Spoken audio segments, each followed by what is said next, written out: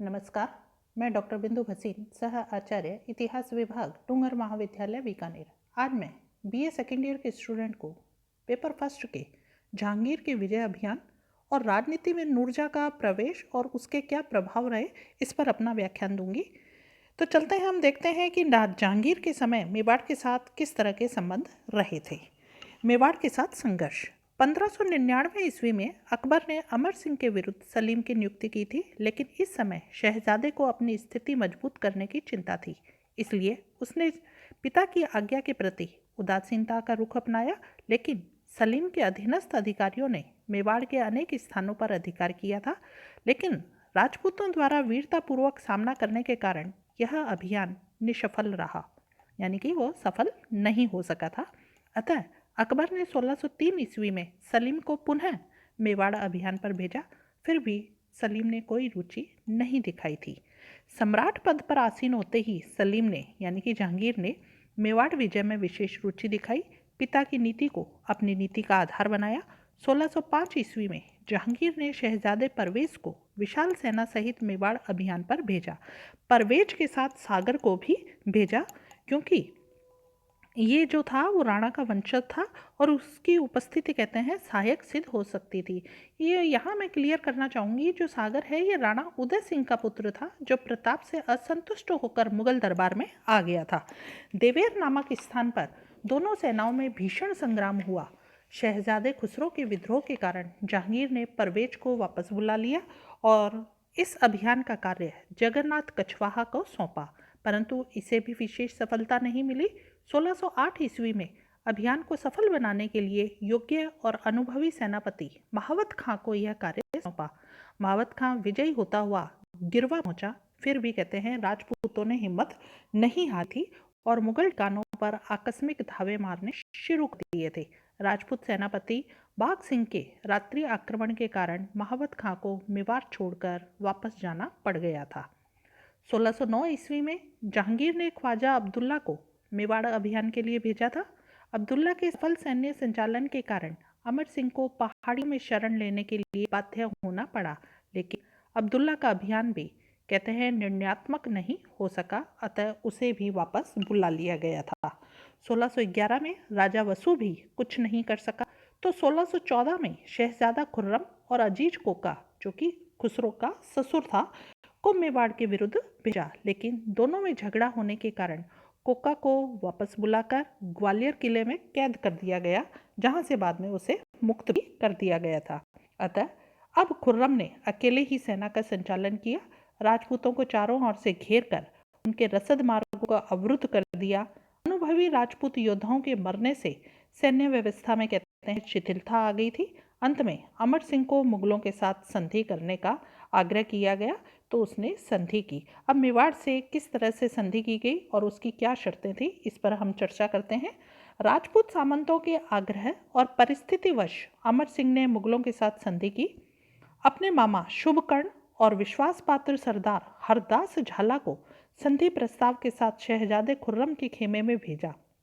इस प्रस्ताव का अनुमोदन खुर्रम ने शुकुल्लाह और सुंदरदास के द्वारा संधि की कुछ शर्तों के साथ भेजा था। वो संधि की शर्त पहली थी, राणा स्वयं खुर्रम के पास उपस्थित होगा। दूसरा, अपने कुंवर करण सिंह को शाही दरबार में भेजेगा। तीसरी शर्त थी कि अन्य राजाओं की भांति दरबारी सेवा में वह सम्मिलित किया जाएगा और कार्यरत होगा। चौथी शर्त थी, महाराणा के लिए शाही दरबार में उपस्थित होना आवश्यक नहीं होगा। और अंतिम शर्त थी कि राणा को चित्तौड़ लौटा दिया जाएगा, परंतु वह उसकी मरम्मत नहीं कराएगा।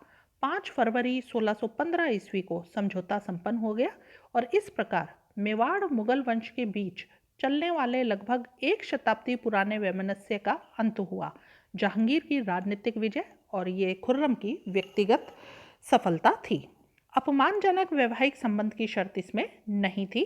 जहांगीर और खुर्रम की उदारता और कूटनीति की झलक इसमें हमें मिलती है, लेकिन कुछ विद्वान चित्तौड़ की मरम्मत में लगे प्रतिबंध को अपमानपूर्ण मानते हैं। लेकिन हम कहते हैं वास्तविकता तो यह थी कि मुगल मेवाड़ संघर्ष असमान शक्ति का संघर्ष था, जिसमें मेवाड़ को शीघ्र या विलंब से नष्ट होना ही पड़ता। इस समझौते के कारण ही मेवाड़ को भावी युद्ध के लिए शक्ति संगठित करने का अवसर भी मिल गया था।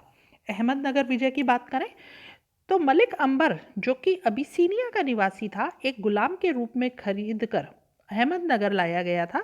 अपनी प्रतिभा के बल पर वह अहमदनगर का प्रधानमंत्री बना। अतः अकबर के समय उन सब प्रदेशों को पुनः प्राप्त करना चाहता था जो मुगलों ने अधिकृत कर लिए थे।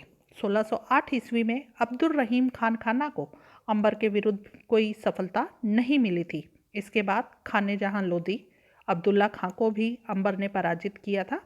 अतः निराश होकर जहांगीर ने पुनः खान खाना को भेजा। दूसरे अभियान में बहुत सीमा तक उसने अपने सम्मान की सफलतापूर्वक रक्षा की, लेकिन उस पर विरोधी पक्ष ने घूस लेने का आरोप लगाया। फलस्वरूप नूरजहां के परामर्श के अनुसार 1616 में खुर्रम को नियुक्त किया गया। मार्च 1617 में बुरहानपुर पहुंचकर खुर्रम ने अंबर से पत्र व्यवहार किया। कहते हैं खुर्रम की शक्ति से भयभीत होकर अंबर ने उससे संधि कर ली थी। परिणाम स्वरूप बालाघाट का प्रदेश और अहमदनगर का दुर्ग जो था वो मुगलों के अधीन आ गया था। जहांगीर ने खुर्रम को शाहजहां की उपाधि दी, लेकिन खुर्रम की सफलता अस्थायी सिद्ध हुई। उसके पीठ फेरते ही पुनः उपद्रव होने लगे थे और अंबर ने भी संधि की अवहेलना कर अहमदनगर का घेरा डाल दिया था। मुगल सेना बुरहानपुर भाग खड़ी हुई थी। खान खाना ने सम्राट खुर्रम को पुनः भेजने की प्रार्थना की थी। खुर्रम ने बड़ी कुशलता से मुगल सेना का संचालन भी किया। अपनी पराजय को देखते हुए अंत में अंबर ने अधीनता स्वीकार कर सभी छीने हुए प्रदेश जो थे वो वापस मुगलों को लौटा दिए। 14 लाख आमदनी के क्षेत्र भी मुगलों को दिए। बीजापुर और गोलकुंडा ने भी मुगलों की अधीनता को स्वीकार कर लिया था। कांगड़ा पर अधिकार। कांगड़ा जो है ये दुर्ग है उत्तर पश्चिमी पंजाब का। ये एक सुदृढ़ दुर्ग माना जाता था। आदिकाल से इस समय तक यह एक ही राजवंश के अधिकार में था। मेवाड़ विजय से उत्साहित होकर जहांगीर ने 1619 में खुर्रम को इस पर विजय करने के लिए भेजा था। इससे पूर्व 1615 ईस्वी में पंजाब के गवर्नर मुर्तजा खां और उसके बाद सुंदरदास को भी कांगड़ा अभियान पर भेजा था, लेकिन वे असफल रहे थे। खुर्रम ने खाइयां खुदवा दी, जिससे रसद सामग्री का प्रवेश बंद हुआ। अतः रक्षा की कोई आशा न देखकर अंत में 16 नवंबर 1620 ईस्वी को दुर्ग ने आत्मसमर्पण कर दिया, यानी कि कांगड़ा दुर्ग पर मुगलों का अधिकार हो गया था। कंधार का हाथ से निकल जाना। भारत और फारस के बीच स्थित यह व्यापारिक और सामरिक दोनों ही दृष्टियों से कलह का कारण बना रहा था। जहांगीर के समय खुसरो के विद्रोह के कारण फारस के शाह ने कंधार को जीतने का प्रयास किया था, लेकिन शाह बेग की मदद से जहांगीर ने उसका यह प्रयास विफल कर दिया था। अब्बास ने 1611, 1615, 1616, 1620 ईस्वी में अपने राजदूत जो थे मूल्यवान भेंटों के साथ मुगल दरबार में भेजे थे। उसका यह कार्य चाटुकारिता का एक आवरण मात्र था। इसी समय मुगल दरबार में आंतरिक कलह उत्पन्न हो गई थी और 1621 में अब्बास ने कंधार को पुनः घेर लिया। 1622 ईस्वी में उस पर अधिकार भी कर लिया और खुर्रम के विद्रोह के कारण जहांगीर कुछ भी नहीं कर सका। कुछ छोटे मोटे विद्रोहों का भी उन्होंने दमन किया।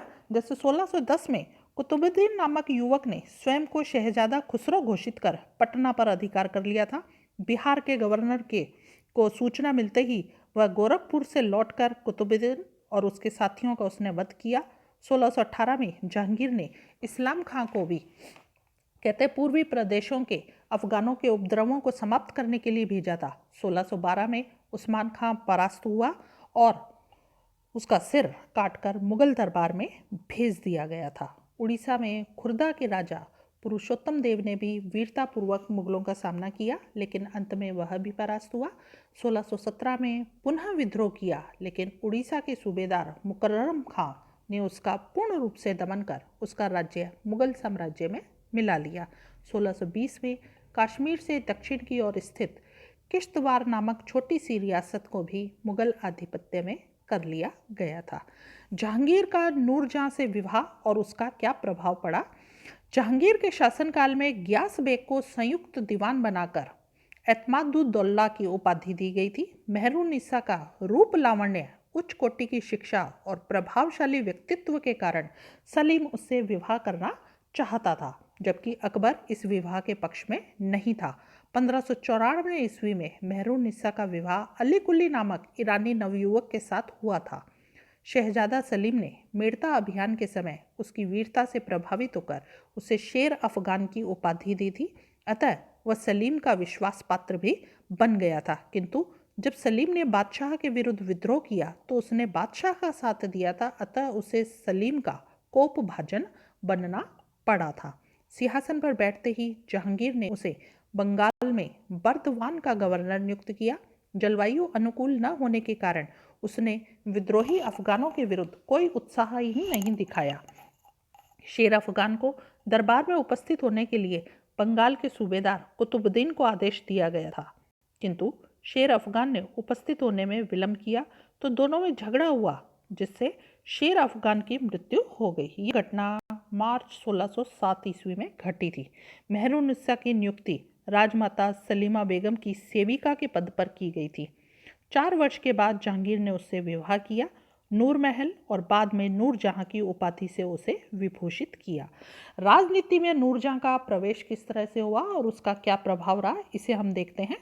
नूरजहां से विवाह के समय जहांगीर की आयु 43 वर्ष की थी, अतः उसमें विलासिता आने लगी थी, जिससे प्रशासन में नूरजहां का प्रभाव बढ़ना स्वाभाविक था। जहांगीर प्राय कहता था कि उसने बादशाहत बेगम नूरजहां को दे दी है, उसे तो अब केवल सेर भर शराब और आधा सेर कबाब चाहिए। अतः धीरे धीरे महत्वाकांक्षी महिला ने न केवल राजकीय मामलों में सहयोग देना शुरू किया, अपितु संपूर्ण राज्य की बागडोर भी अपने हाथ में ले ली थी।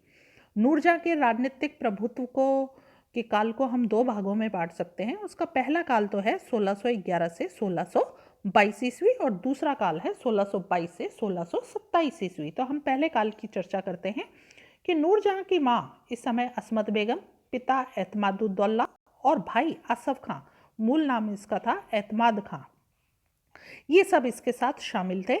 1612 ईस्वी में आसफ खां की पुत्री अर्जुमंद बानो बेगम का विवाह शहजादा खुर्रम से हुआ।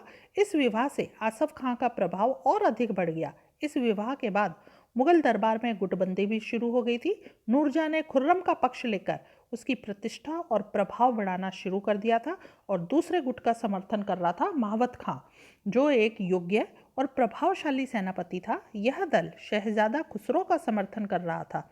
इस काल में नूरजहां झरोखा दर्शन भी देती थी और उसके नाम के फरमान भी जारी किए जाने लगे थे। कहते हैं नूरजहां के ये राजनीतिक प्रभुत्व का जो पहला काल है, उसके महत्वाकांक्षाओं पर अंकुश लगाने के लिए या उसे थोड़ा सा कंट्रोल करने के लिए उसके माता पिता उसके साथ थे, लेकिन दूसरे काल तक आते आते की जो इनका साथ था वो छूट गया, क्योंकि उनकी मृत्यु हो गई थी। तो अब नूरजहां की स्वच्छंदता इतनी अधिक बढ़ गई थी कि वह एक कहते हैं कि किसी की भी बात को स्वीकार करने के लिए तैयार नहीं थी और महत्वाकांक्षी महिला तो थी ही। तो 1620 ईस्वी में नूरजहां ने अपनी पुत्री, जो शेर अफगान से पैदा हुई थी, का विवाह जहांगीर के सबसे छोटे पुत्र शहरयार से कर दिया। अतः इसी विवाह से नूरजहां और खुर्रम के बीच कलह शुरू हो गया था।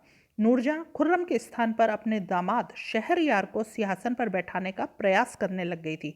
दूसरी ओर नूरजहां का भाई आसफ खां अपने दामाद का समर्थन करने लग गया था।